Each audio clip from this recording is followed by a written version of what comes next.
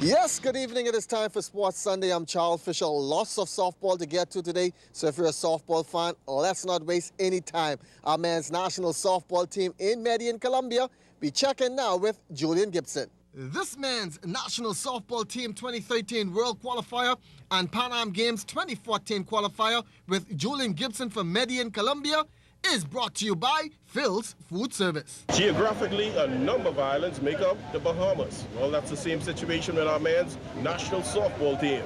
A number of family island softball players are on this team, and they are hoping to perform. Two of them, Greg Gardner, and from Abaco, Freddie the Skipper Cornish. Well, I think this time, this one our better chance. We get young legs and we get strong pitching, and I think this is the time now we need to qualify and show what we got. In the past, tournaments, you've not gotten that much activity as a pitcher. Do you expect to take to the pitcher's mound more often this time? Well, I hope they give me about 2 or 3 games this trip, because last time, really, I didn't get enough pitching.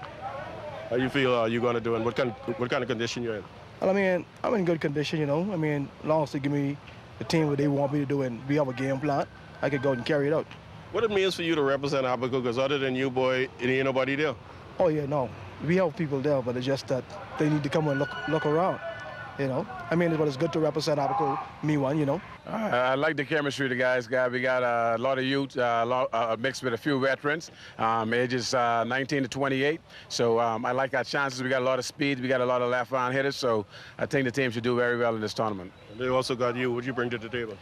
Experience, trying to go ahead and bring the younger players along on what was expected of them and how to go ahead and conduct themselves, How it feels for you being from Exuma, nobody else on this team from Exuma, you're representing Exuma, the talent, some talent on the island, but nothing emerging to come onto the national team.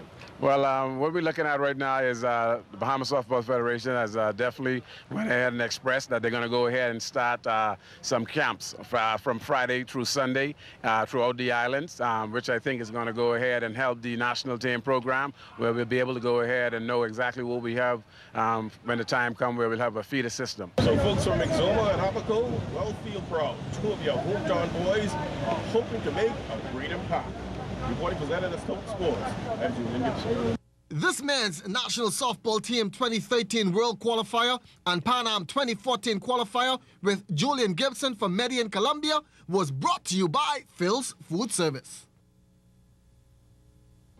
Back here in New Providence Softball Association ladies playoffs getting off to a bang last night at the Blue Hills Bankers Field. The Y2 Shipping Wildcats proving that experience comes into factor during this time of the year, as Mary Cruz Edgecombe and the crew, they were their usual self in the 12-10 win, yes, over the pennant winners, the Boomer G Operators. The Boomer G Operators suffered only one loss all season, but in the playoffs, it's a wrong time to lose their first game.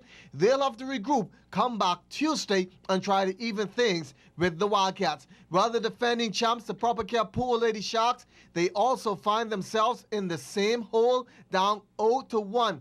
The newest team in the league, the Lady Hitmen behind Tila Johnson, who led the Sharks to the championship last year, stifled the Sharks back to a 14-7 win. Once again, Game 2 of both series will be played on Tuesday. Earlier in the day, Fidelity Bulldogs bullying themselves to a 2-zip lead in the Bankers Softball Best of 5 Championships. They took the opener 8-7, then came back to win Game 2 15-7 to put the Citibank Challengers in a must-win situation come Wednesday, Game 3 at 6 o'clock, once again at the Blue Hills Bankers Field. From old-timers softball at the Archdeacon William Thompson Softball Park, the FP Truckers improving to 16-0 on the season by spanking around their good friends, the Harlem Boys, KC Construction. The final score, 17-5. We beat them like how you beat drum. You watch the Saxon and Valley play, but that's how we beat them. We beat them like that every year. It's no problem, man. So right now you're in the dark of the town on Harlem and you'll go back in South Street. If I can't beat them, I can't go home. Now I got a more because I didn't run an apartment. So when I go home now, I'm in trouble. Always a lot of noise. You ever going to the fish market down there? Everybody trying to tell you how much the price is. Don't mind that, man. We beat them like how you beat drum. Well, our biggest problem today was lack of hitting. We didn't have any hits, and because of that result, we couldn't win the game. We started off with a small. We had 10 players. Didn't have the players that we needed to put in significant positions. The pitching starter we wanted to start, we had to put him on third just to make sure that everything worked out. So we started off in a bad way, just couldn't get the bats going around. Defense was pretty good. Call this a rivalry game because they say this was just like a practice for them.